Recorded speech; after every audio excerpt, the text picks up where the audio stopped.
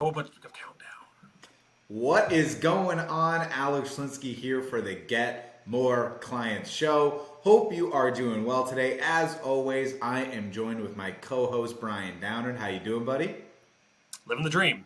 Yes, sir. We are now on lucky number 13, our 13th episode. Incredible for all of you out there that have been listening to us. Thank you so much. For anyone that's new, the Get More Clients show is exactly what you anticipate. Yes, it's all about how to get more clients. Now, we're also going to be talking about how to retain more clients, how to build a business more effectively, and all that jazz. And today, specifically, we're going to be talking about the 7 mistakes agency owners and coaches make on the path to $84,000. Yes, if you do that every single month, that's the $1 million run rate. We're going to help you do it a lot quicker and more effectively so you don't have to go through the same obstacles that everyone does. If you're listening to this show, that's what you're going to be here for. So if you want to get to 84K, if you want to get there faster and avoid obstacles, that's why you should stick around. That's why you should be here so we can impact your business and grow the way you want to. Now, as always, you can watch all of our episodes on YouTube and listen to us on your favorite podcast apps. We only ask you to please subscribe to help us reach more incredible entrepreneurs just like you. Leave us a rating, leave us a review, do all that jazz for us. It really helps a ton. Let's dive on in right off the top and talk about number 1. What's the number 1 obstacle? Now, for clarity, we didn't necessarily put this in order of the 7, biggest obstacles. They're just 7 massive obstacles that we see agency owners and coaches make in the path to hitting 84K. So they're not necessarily in order. It doesn't mean that number 3 isn't as valuable as number 7. They're all important. They all mean something. So let's start here with number 1, and this is the hustle culture environment. Now, I just want to start up with this model at the first step here. Brian nor myself are saying you shouldn't work hard. Hard work is a prerequisite to any sort of success at all, in any way, in anything that you do in your life. It doesn't matter if it's a business, if it's a job, if it's sports, if it's relationships, whatever it is. Everything in life requires hard work. Obviously, there's that really common platitude of hard work equals success type of model. It's not exactly like that, but hard work beats talent every day. It's another one of their platitudes. But I think the reason I'm bringing up platitudes at all is because my least favorite platitude, and I think one of the biggest problems agency owners, coaches, and consultants have, entrepreneurs in general, on the path to 84K, is this hustle platitude that you have to work yourself into the grindstone, to make yourself meat paste by working so hard that you become nothing more than the job itself. This idea of building a business just by putting in extra elbow grease doesn't really get you where you want to be long term, because there's no plan in place. There's so many entrepreneurs that are so incredibly talented and work so hard, but they don't have a plan. They don't have a North Star. They don't have milestones to achieve to actually make anything that you want to achieve achievable, because you don't know how to get there and you don't know where you're going. So instead of focusing on how do I get to my goal, you're just working really hard. And the problem is many times you're probably working in circles, or you're working backwards, or you're not making any progress whatsoever. There's this idea in this space, another platitude of the harder you work, the more you hustle, the more growth you have. Like people like Jordan Belfort or Grant Cardone will be like, work harder and put all the effort in.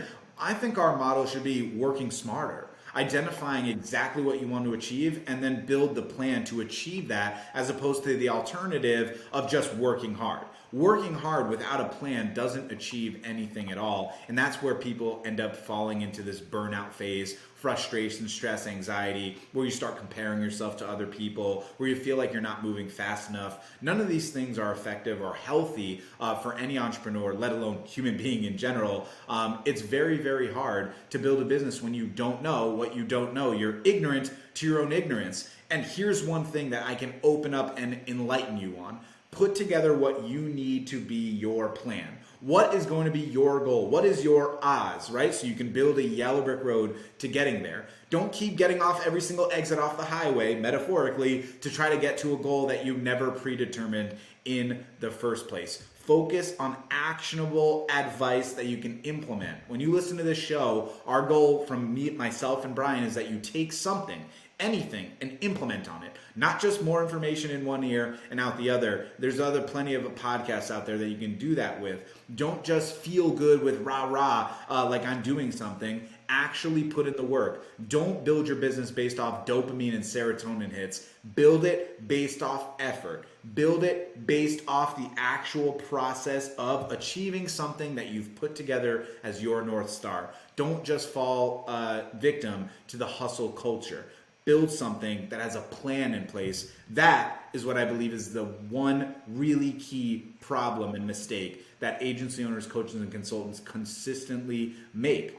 Putting together a business without a plan in place. Brian, what else have you seen in the hustle culture or mindset that you want to bring up? Yeah, I think this world of micro influencers and micro celebrities, a lot, especially in certain industries, some come to mind: Gary Vaynerchuk, Grant Cardone.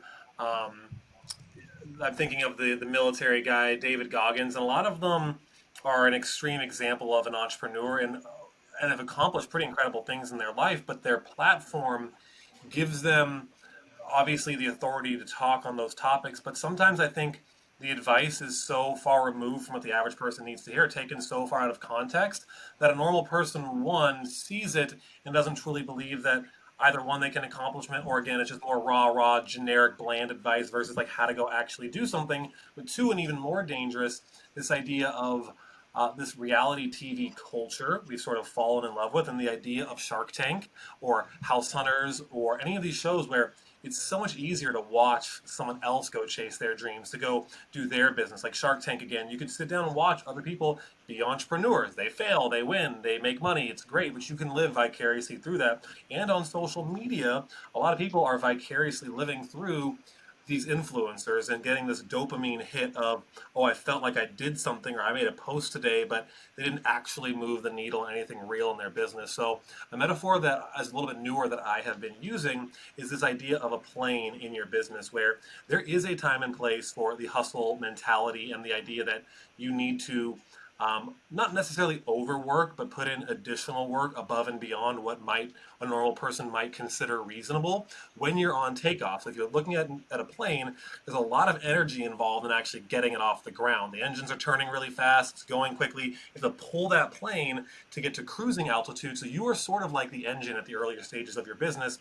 You have to get in that hustle mode. You have to pull it off the ground. And when you get to a place where it's comfortable, now we can hit cruising altitude, now you can back off. You don't have to hustle as much, and you start building the business in a way that it serves you, and so you can cruise and not have to continuously be revving that engine, the engine being your energy level, your mental and emotional energy attached to the business, and starting to be able to remove yourself from that. So and everyone's got a different mentality around this. Some people like the idea of the hustle culture, but if it's not hustling towards an end that you actually care about or attach a true reason why to, you'll never really get there. And again, you'll just be stuck on this hamster wheel. So I think knowing when to turn it on and when to turn it off is important. And we'll talk a little bit later about delegating and not doing everything yourself on this episode. But let's move away from this first piece, or this first mistake. Again, trying to hustle your way to success, not a recipe for success.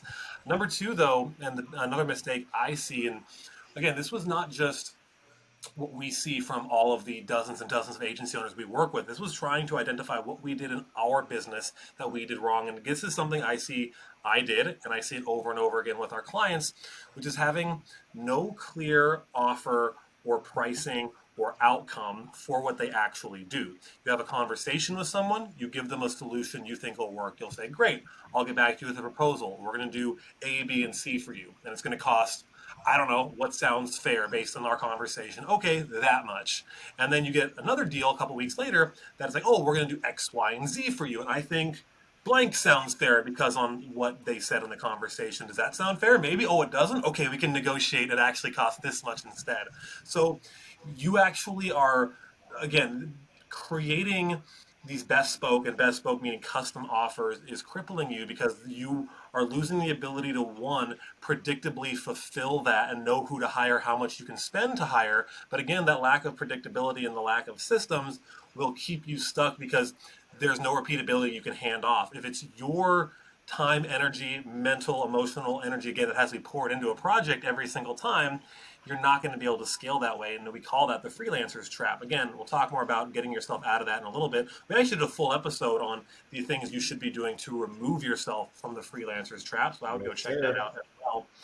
But the idea here, and I want you to look at any successful product line that's out there. It could be, Xbox, PlayStation, iPhone, iPad, any computer line, shoes. Look at any successful product line and they iterate.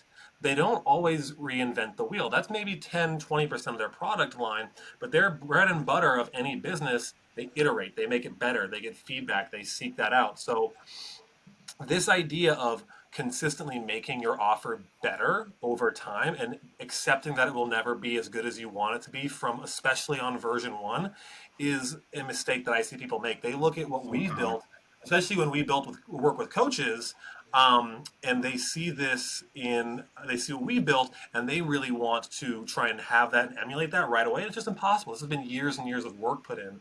But Alex, I think you want to add something and share to this. Yeah, first off, just to go back to something you noted before, the idea of like arguing or being bespoke on the price. Like, remember we made that funny video, the bad sales advice, and one of my favorite part of the video is like, okay, like how much is it going to cost? I'm like, I don't know, you decide. And you're like, well, I got $10 in my wallet and a $15 Taco Bell gift card. How does that sound? And it's like we were joking about it in the video, but it's so true. Like we see clients like they come to us and we're like, okay, show us your client list, where they came from, what you're offering them, and what your price is. And like they got a Frankenstein agency. They have 17 clients in 14 different niches. Every single one has a different price. One of them is $997, the other is $1,000. The other one's $1,250, and then $3,500. You're like, what is going on? They're all the same thing. It's pretty strange how we do this, and you're not alone if you've been in this before. We understand it's hard when you're building the business the first time. You kind of just want to take in any business you can. One of the things to feel comfortable with, and again, we spoke about this more in the freelancer episode, you have to feel comfortable to say no. If it's not the right fit for someone, it's not the right fit, right? Be comfortable with your price. Be comfortable with what you're doing. I think that's really key. I think a lot of people kind of shoehorn their offer in. Instead of trying to create demand, you have to supply demand, and people are trying to create it. And the same idea, like Brian was talking about with the niche, is like people want to switch niches 1,000 times. Instead of switching niches, just be better, right? I think that's such a challenge that people refuse to take on. Like, nope, solar's hard because of this. Nope, real estate's hard because of this. Nope, the X niche is hard because of this. Everyone wants to find this like diamond in the rough. Brian and I have been doing this for so long now, 6 years. It's so rare at this point to get a client that comes to us with a niche that we're like, oh wow, we haven't thought about that. Because like it's all the same basically. And the reality is all the obstacles and problems we have shared insight of all these other niches, and they're all the same problems.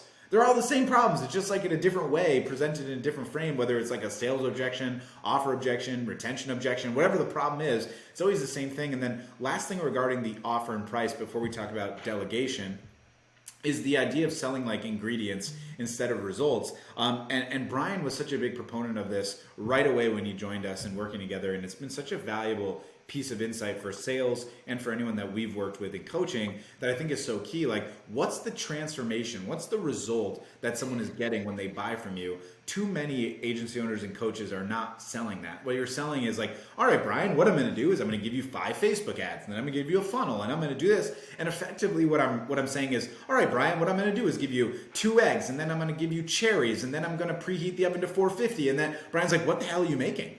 I'm like, oh, it's cheesecake. Did you not want? Oh, you didn't want the. Got it. You didn't want the cheesecake. Got it. If they don't want the result, why are you talking about the ingredients? Tell them the result, and then you could share some very small level recipe that makes it clear to them, like, hey, I know what I'm doing, I know what it takes, but I'll do it for you, right? That's really important. Now, Brian, what else do you have on the offer or pricing idea? Yeah, and you brought up obviously some really important pieces there as well. But this idea of going back to iterating, you need to seek out the feedback of your actual, not only sales calls, but your actual clients. Who are you working with? How can they improve? What are their competitors doing? What are they seeing in the marketplace that's working? I feel like when you try and create something in a vacuum without any outside feedback, that's the recipe that's doomed for failure. And I want to give you a real world example of this. I'm not going to name any names. We had a client recently who I wanted them to go speak with at least 5 people in the industry to get some feedback around their new offer. You should be doing this as well, right? Don't just make a new offer before you go get validated feedback for it.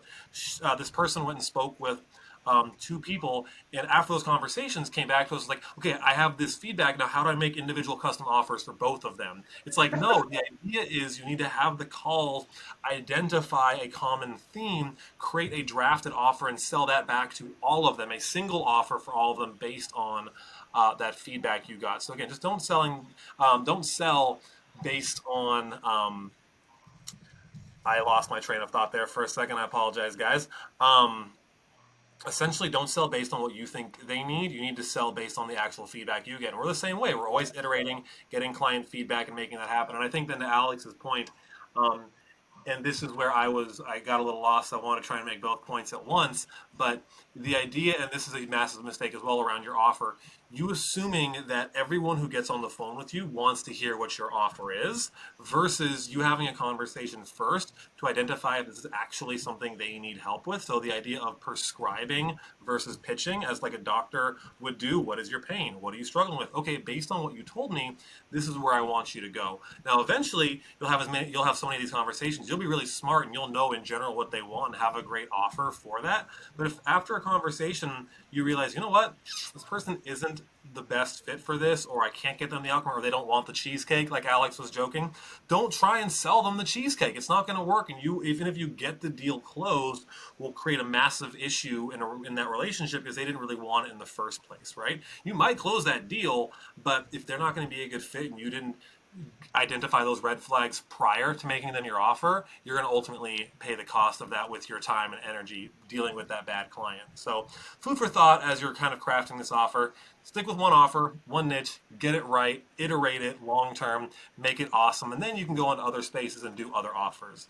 That'd be my Exactly. advice around that. So, let's move on to the third mistake, and that is not delegating soon enough and at the right times. And this we talked about this a little bit in past episodes, but I think this angle and understanding of it is important, and we'll talk about some different stories, maybe, and ideas around it. But the idea of not wearing all the hats and another version of this we call Superman syndrome is trying to do everything yourself and not believing that someone else is capable of doing it better than you. And I think it comes down to this ego thing where, oh, no one's going to be as good at me at doing this or that or talking to clients or selling 1000%. the thing. And frankly, that's your ego talking. And if you think that way, you won't ever get out of your own way to build the business you want because you have to be willing to metaphorically let go of the branch. And this is from the metaphor in the book Traction, which I love, and Great fall book. into the unknown below you. Be willing. You might need to hit a few ledges along the way. It's not going to be fun. It might hurt, but it's a necessary requirement of growth to let go of control, be willing to make mistakes, and have that person not be perfect right away. And a good example of this for us is content. So we are very busy with our business. It's got a lot of stuff going on. It's been a struggle for us to make content. And this show has allowed us to do one really good piece of content per week that our team will go take and distribute for us. But it's been a little bit of a challenge to have people who create the content on our behalf to find our voice, and it's uncomfortable when we're like there's this judgment of fear of judgment. Oh, what if our community or friends family think about this stupid thing that I post that wasn't in my voice? And you have to get past that and this uncomfortableness and step into that and be willing to have something that flops or makes you look stupid because you know that long term it's the right path forward. So No that's one of doubt. the tangible example, real world actually things happening in our business right now. But I know that content, and especially around like how you position yourself in the marketplace, people are very concerned about that. But no, again, this is part of it. You have to step into that unknown. It's not just with No that; it's with doubt. sales, it's with client management, it's with fulfillment. So let No doubt. me. I also want to bring up the idea that you're saying here that I think is key in terms of our business. We just sent an email out last week. I think people were loving it. The headline was "I'm the world's worst digital marketing agency coach," and the first off, the headline's great. Shout out to Jimmy for it, which I think is a good eye catcher. Right? It's like, wait, why is the coach who wants me to buy his stuff saying he's the worst? And like we were listing out the reasons why, because we're not delegating. Now, I'll clarify this in a second, but it's like I take all the sales calls or most of them. I give one-on-one time to all of our clients, etc. The reason for this, first of all, is deciding what you want to do with your time and your business is the key. Brian and I are not saying you have to delegate everything. We're expressing to you that you should be delegating the things that you don't want to do, right? You can't be bitching and moaning and complaining about things that you're doing. If you're an entrepreneur and it's your business, you can hand it off, right? But if you like it and you enjoy it, then you're allowed to. And the idea behind this like world's worst digital agency coach is that there's so many other coaches out there that don't give a shit about you. They're just like, how do I sell you on this program? And then how do I hand it off to someone that knows this program for 3 days and that you didn't want to get insight from? Whereas Brian or I are giving one-on-one support to every person we work with. I thought that was just like an interesting angle to also bring up here while we're talking on this. Cool. Yeah, I appreciate that. So let's talk about in which order you delegate things. And this is my opinion. It doesn't mean that I'm right, but based on working again with hundreds of agency owners and coaches, this is the path we typically see that makes the most sense. The Definitely. first thing would be to get yourself out of doing the actual fulfillment. That is where most people spend the majority of their time. When I say most people, this would be freelancers, small agency owners, small coaches. They spend all their time with a few select group of clients. You need to really find a way to remove yourself from having to do the work to free yourself up on higher leverage tasks like making the offer better and making your prospecting and sales process better. So the second thing I would focus on outsourcing or getting help with is the actual prospecting piece. That would be either in the form of hiring a VA, investing in ads, just putting money back into the process that removes you to have to actually go one to one. And then the third piece would be the sales. I think sales, in my opinion, is the last thing you should outsource because it's one of the most important and intimate parts of the relationship, and you need to have a deep understanding of what your sales process looks like before you can confidently hand that off to someone else. I swear I lose my mind every time I see a newer agency owner who wants to, oh, I'm just going to get sales and prospecting off my plate right away. It's like, how many clients do you have? Oh, only a few, and you're going to give one of the most important parts of your business away to a VA for $3 an hour? Don't do that. You need to yourself validate and prove a prospecting and sales process before you go hand that off to someone else. Now, if you want to pay for support and guidance and to supplement what you're doing, that's fine. You still need to take ownership of what the result is there. And I am so sick and tired of someone hires a VA or another prospecting agency, but oh, they didn't get the result in month 1 or 2, and I didn't do shit myself, so now I'm just even further behind. Yeah, no shit, because you trusted someone who didn't really understand your business with the most important piece before you really understood your business. And I think a big part of that comes back to what we spoke about before, which was the offer. You're not clear on the offer, so they're not clear on how to prospect or sell it. So again, they fumble the ball, and you can't scale this versus having something repeatable. So I would delegate in that order. I would also say one of the mistakes under this umbrella would be waiting to bring fulfillment in-house for too long, either to a point where it's hurting your margins because you're consistently having to go outsource or use a white label agency, or two, worse, white label agency goes under or cancels or changes on you, and now you've lost the entire fulfillment mechanism of your business.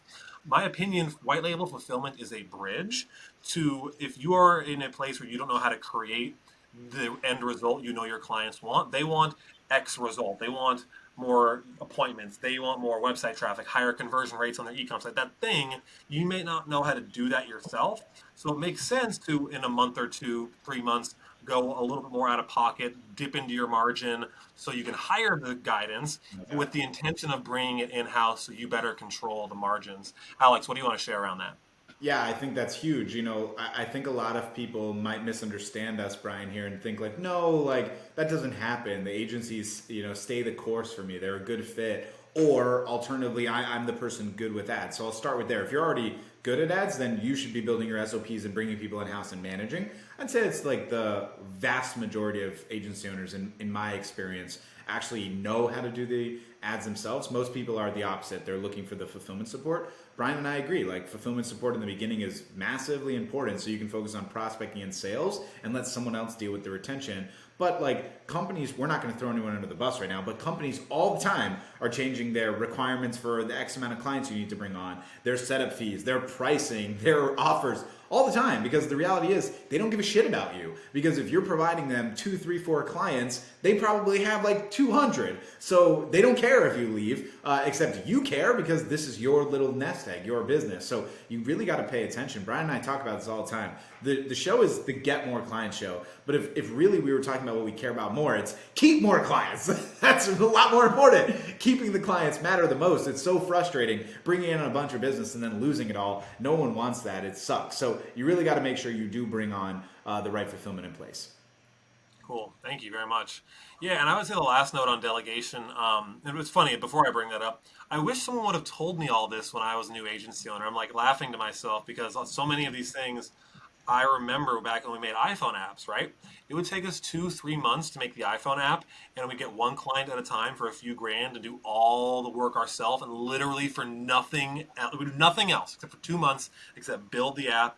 And when we were done, we just looked up and we had nothing else because there wasn't someone doing the prospecting and doing sales and bringing on more people and building a team. We were doing the work. So I really wish someone told me this earlier on in the process. And now that we're at a place where we have such an incredible team around us to help, almost take it for granted because just things are Yeah. getting done that I don't even have to think about in the business that make us look so much better and make it run more efficiently. So can't tell you how much we appreciate our team. Shout out POD team, and how much you should invest in building these systems to set yourself up for success so you can have the same thing. One of the easiest things you can do is start to create SOPs, standard operating procedures, around how you do something. Now, I don't really care how you document it. It could be in a Google Doc, it could be in a Asana, you could do Trello, whatever. As long as it's a step-by-step process, most important element is to actually record yourself doing it and verbalize that as you do it. So here's a little hack. Next time you do something you know you want to delegate or something you want to develop a system for later or hire for,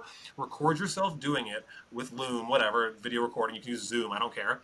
Verbalize it as you do it. It may take you twice as long, maybe 50% as longer than it normally would to do that task, but that will save you the hours of doing that task over and over and over again in the future. So start to look at what areas you want to get off your plate and what you need to develop a process for. So when you hire someone, you're not just like, hey, guess what? You're going to do this, this, and this. And they're like, okay, how do I do it? You're going to set them up for failure, right? Create repeatable processes. This is how businesses scale past just themselves. And you look at any successful, even restaurant chain or any successful business, they have these in place. There's a reason why Chick-fil-A makes their sandwiches the same in all their locations, is there's an SOP for how to make the sandwiches. And it might not be written in a Google Doc, but it's somewhere that's being followed. And I think the most important element that not enough people talk about in this piece is the quality assurance aspect of it.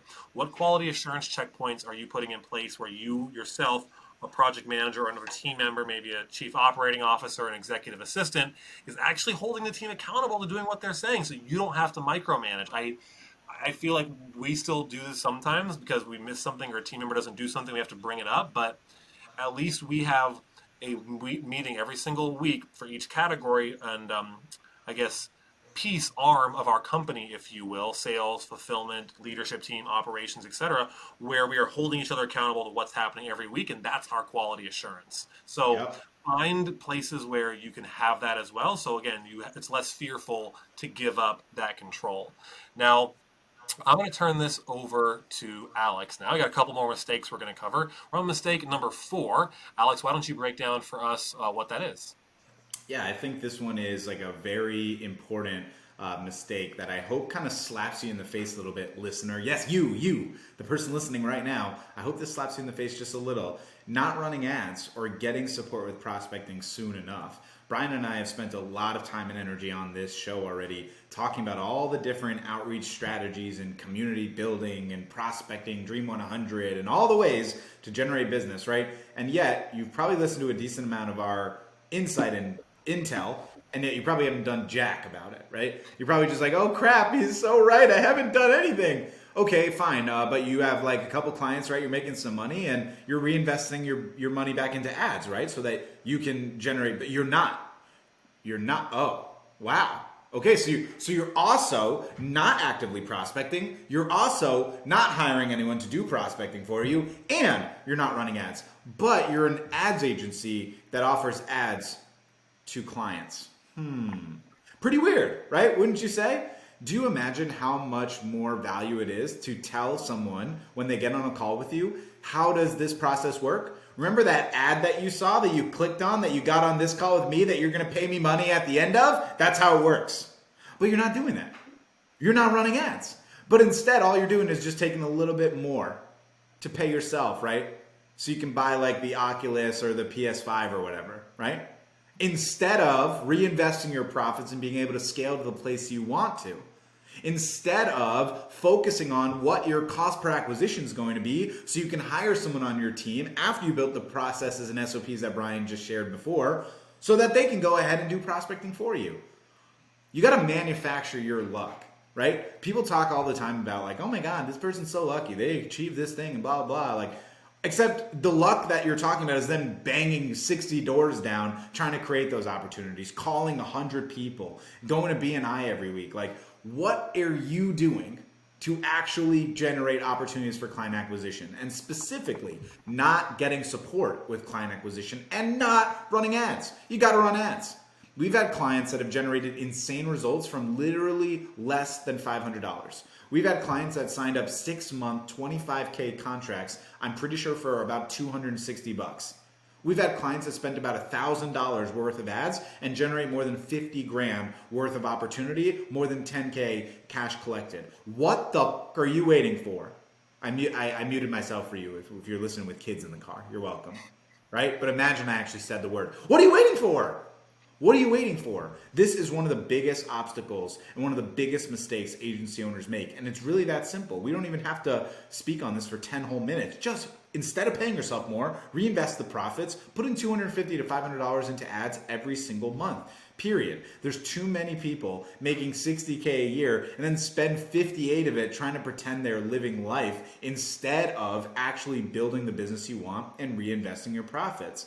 Brian has that story about his rich friend's dad and his truck. Brian, share that one for us.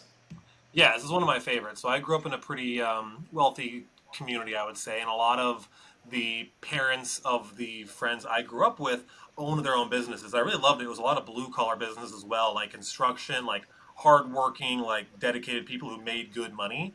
And I remember I was hanging out at his house one day. They had a beautiful home.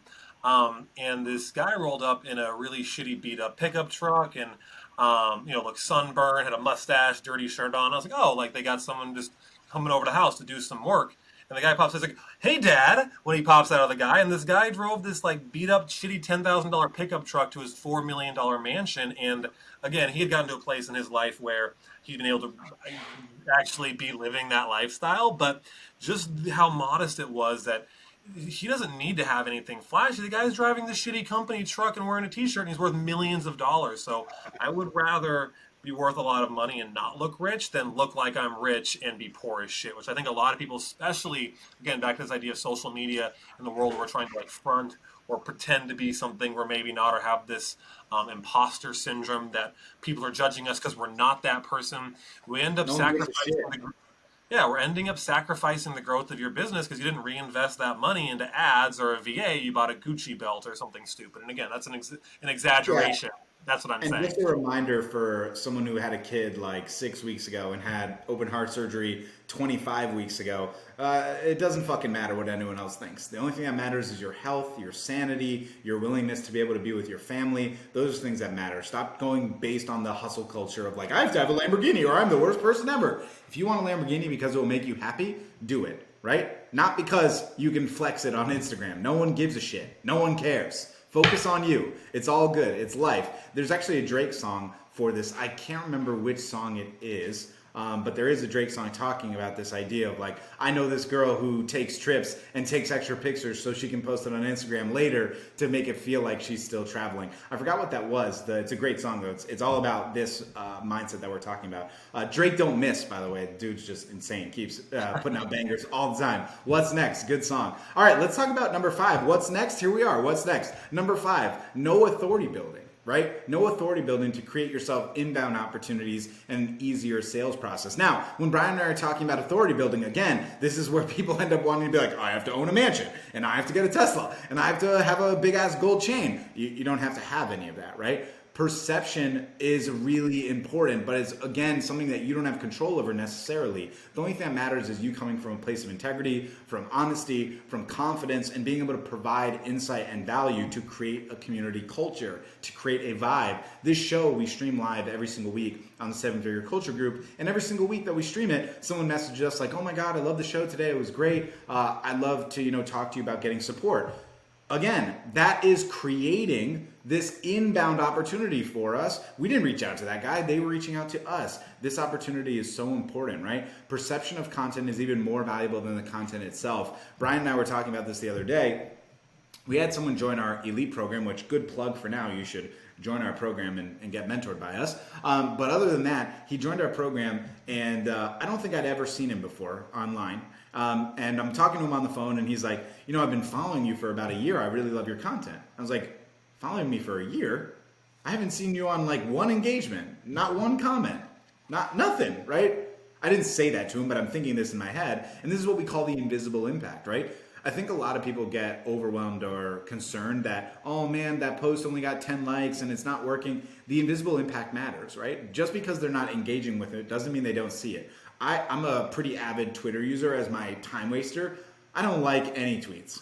I don't retweet shit. I don't tweet to anyone. But you know what I do? I see a lot of stuff.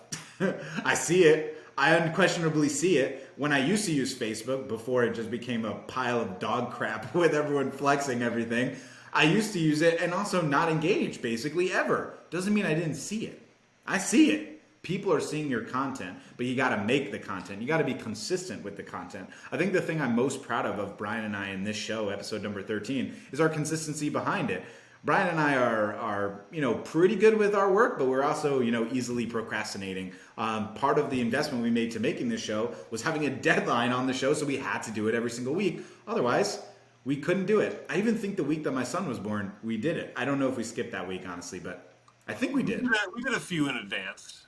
Okay, I think you're right. So it counts. It still counts. We didn't skip it. But the point is, right, you really have to build authority, create your profile funnel, which we've spoken about in other episodes, create the opportunity of becoming a networking magnet where people want to, refer you to everywhere. If you go in like other Facebook groups like ClickFunnels or High Level and you search my name or Brian's name, people are constantly referring us to other people. We're generating business from that all the time because they know, hey, this guy can help you with this thing. Obviously, that comes from a place of love and integrity and care for our clients, but these things are really, really important, right? The other element in terms of like building authority, creating inbound leads, some people don't even ask for referrals. Like if you have clients that are successful, why the hell are you not asking for referrals? Why are you not saying, hey, I can give you a $250 discount next month if you can hook me up with one other blank in your niche that I could work with? You gotta manufacture your own luck, right? Like, are you starting to see the through line of all these mistakes? It's like, I think the first mistake we brought up of like this hustle culture is the through line of everything else. Like everyone wants to work so fucking hard instead of working smart. And so you forget all the just logical things. I don't think there's one thing that Brian and I have shared on this episode so far where it's like, oh my God, I never thought of that ever. It's more like, damn, why am I not doing that? Right? That's what we're trying to bring up on this show. So again, why the fuck are you not doing it? Why? What's the purpose? What's the purpose? Brian, talk about the nurturing of audiences in a group. That's really your like real skill, one of your big skills.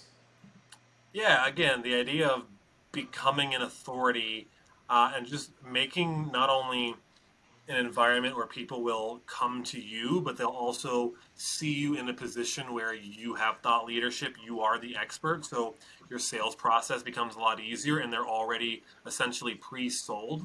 Not always, but more pre-sold than they would be if you just met them online or in a networking group. They're actually now in your community. So this is one of frankly, our go-to strategy that is the foundation of everything else we do.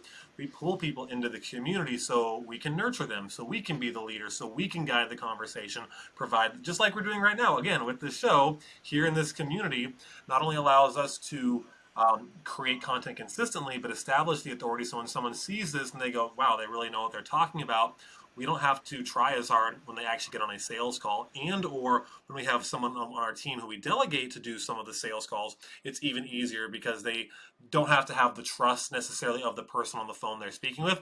They just see what this company is and what it's about and what the community stands for. And again, makes now life easier on your sales team where they're not having to convince every single person that they speak with rather than just pre-qualify and vet them and then sign them up because this community, this content already pre-sold that person. So I think long-term, not having a place where you can lead the conversation and nurture your audience is definitely a mistake that a lot of agency owners make. And the last thing I'll say on that is the concept of being an insider versus an outsider. I did a LinkedIn masterclass a while ago, and I used two pictures. One was from an actual TV show called The Outsider. Jason Bateman was like framed as some crazy monster and murderer or whatever.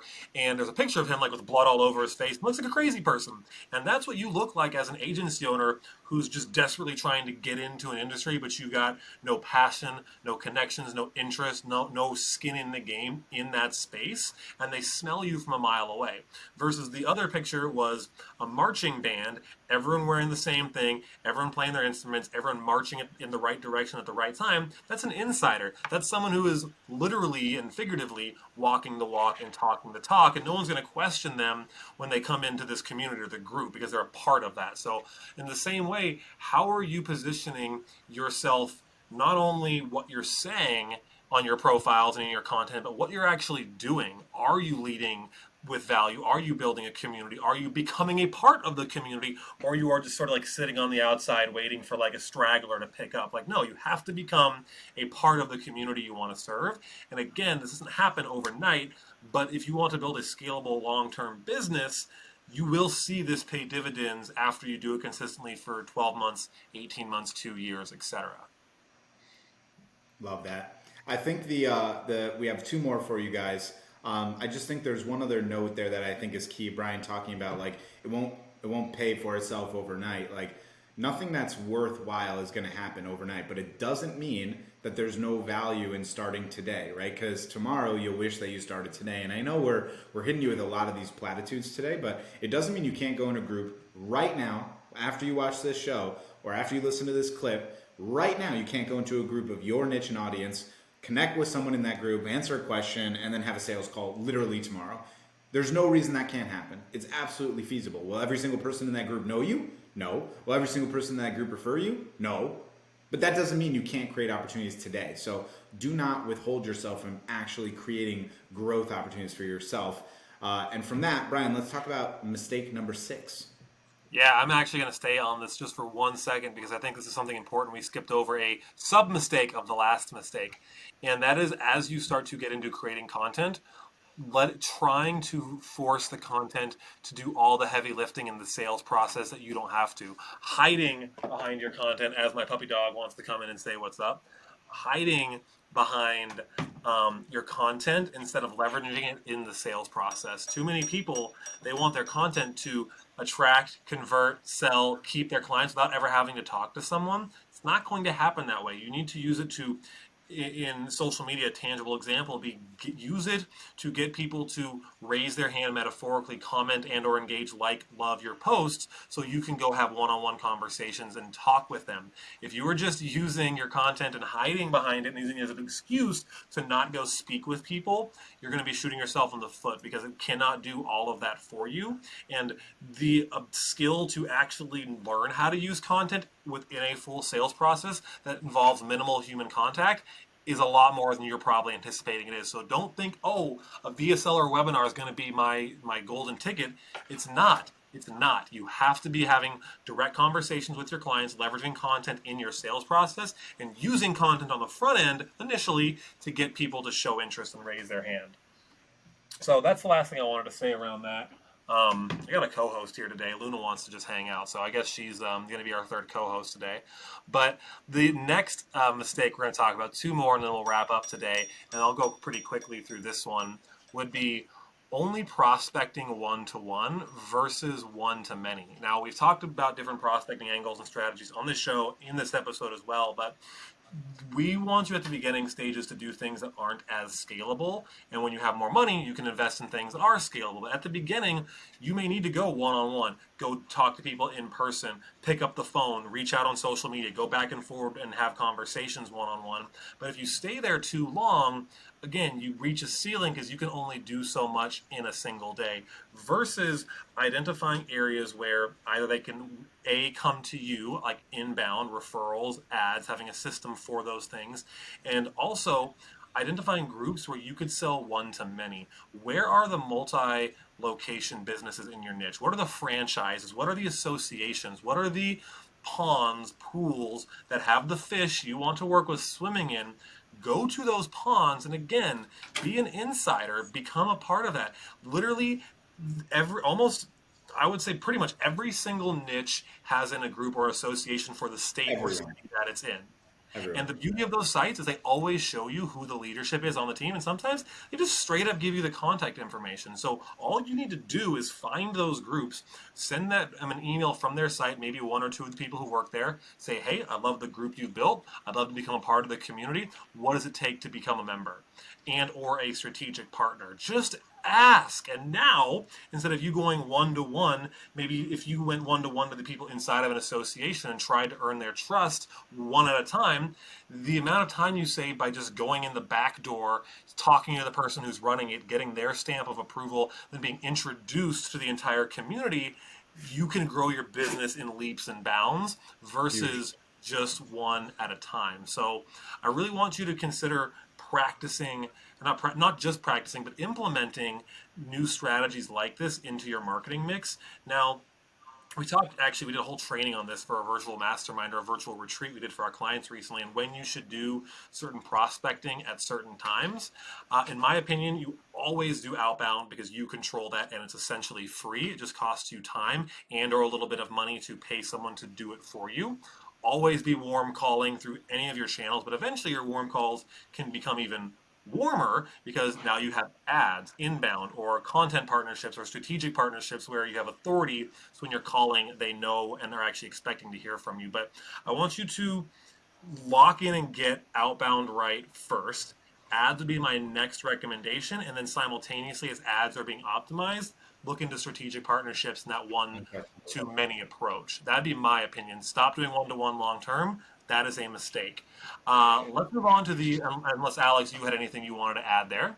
No, I think you nailed it. That's the key. One to many has to be the long term strategy. It's how you proliferate your growth. It's how you are able to go from one client to 10 instantaneously. It's also one other idea I would say. Of course, you asked me if I had nothing to say, and then I said no, and then of course I have something to say. So that's pretty fun. Always something to say. There's always something to say, but I would say also one other element in terms of like Dream 100 one to many approach is like multi-location or franchises is something similar to consider. It's like if you work with a restaurant, does that restaurant have 20 locations? If you work with an attorney, do they have 3 firms? If you work with a med spa, do they have 5 locations? That type of model is also one to many as well, and you should really be considering that. It's how you proliferate your growth. It does, of course, add risk for retention, but scared money don't make money, baby. Okay, let's talk about number 7 here. Let's talk about number 7. If I can make you smile also when you're listening to this or watching this show, I think we're doing a good job. I hope you're enjoying this and we appreciate your time as always. Let's go into number 7 and we'll dive in here and talk about the last element here. I don't know if this is like we saved the best for last, but I personally think this is the most important lever we've spoken about through the whole show. And I guess that's saving the best for last. It's knowing your numbers. It's letting the data do the talking. So first and foremost, I think a really key element here is to bring up Occam's razor. If you don't know what Occam's razor is, it's that the simplest answer is most of the time the correct answer. And for some reason, agency owners, coaches, consultants, entrepreneurs in general, human beings really, love making things complex. They think making things complex is a better way to succeed. There's actually a very famous online movement called like explain to me like I'm 5. Meaning if you can't explain this process to me like I'm 5 years old and a 5-year-old wouldn't understand it, probably too complex, right? Now, again, we're not talking about rocket science and what Tesla is doing or SpaceX, right? We're talking about Facebook advertising and growing a business. Like, let's chill a little, right? Like, this is not some like biochemistry cure for cancer. You're generating leads online.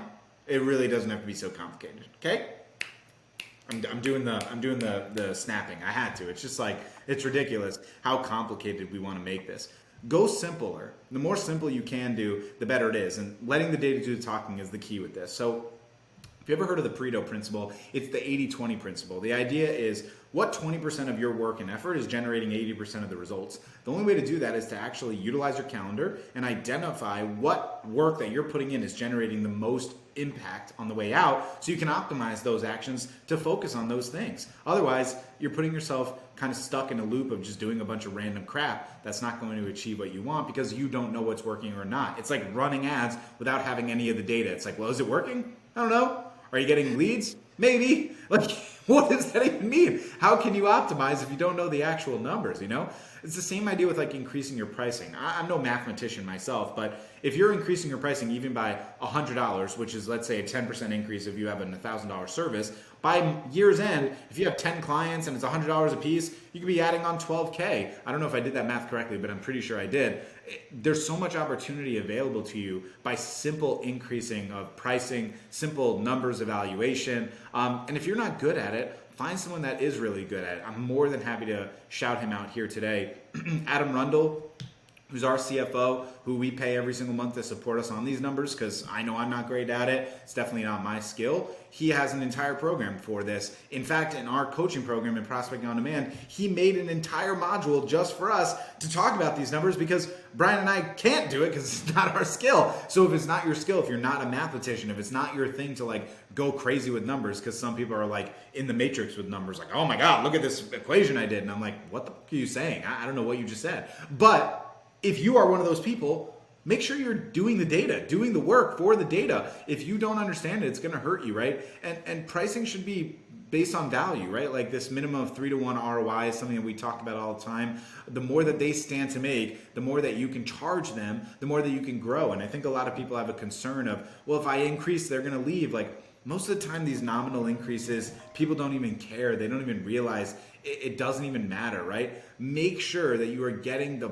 best bang for your buck for your clients and for yourself. Not squeezing them out like toothpaste and not just trying to take advantage, but knowing your numbers, getting the best opportunities you possibly can. This is super important. And then lastly, just like knowing how to actually spend your money and where to be investing your money. We spoke about reinvesting your money back into your client acquisition or reinvesting your money back into delegation for team management. But like what you should probably have a baseline of 40% fulfillment costs, so your team is being 40% of your revenue, 10% or more, maybe 15% on client acquisition, and then so on and so on. And that's 50% of your money right there. Where's the other 50% going? Think about these opportunities you have available to you and start really doing your due diligence on the numbers, letting data do the talking, not emotions. Like people want to quit so fast in marketing or in building a business instead of like letting the numbers do the talking, right? Brian and I have said some of the similar platitudes through all of them. The through line of like this hustle culture or the through line of manufacturing your own luck. Part of all of this is knowing the numbers. Like know the numbers. Don't just switch things. Do better. Know the numbers. Optimize appropriately. Take action. That's the show for today. I mean, that's what it is. That's what we're here to talk about. Brian, anything else you want to share before we close out? I'll say it again. I wish I knew a lot of this many, many years ago when I was just getting started. And if you're here watching, I would take what we're saying to heart, go back to previous episodes, consume this. We're giving away a lot of good value in these episodes and a lot of actionable things. Don't just listen to it. Make shit happen for yourself. Manufacture your own luck. Love it. Love it. Thank you, as always, everyone, for being here. Thank you, Brian, for the co-hosting with me. We had a lot of fun today. Hope you enjoyed this episode. Once again, Get More Clients Show. You can find us on all your favorite podcast platforms and our YouTube clip show and our YouTube show as a whole. You can also join us on Facebook at the 7-Figure Culture Group, and you can join our mentorship program, Prospecting on Demand, if you want more support. Hope you have an awesome rest of your day, whether you're listening to this in the morning, evening, afternoon, or wherever. We always appreciate you. Thank you so much. We'll see you on the next one.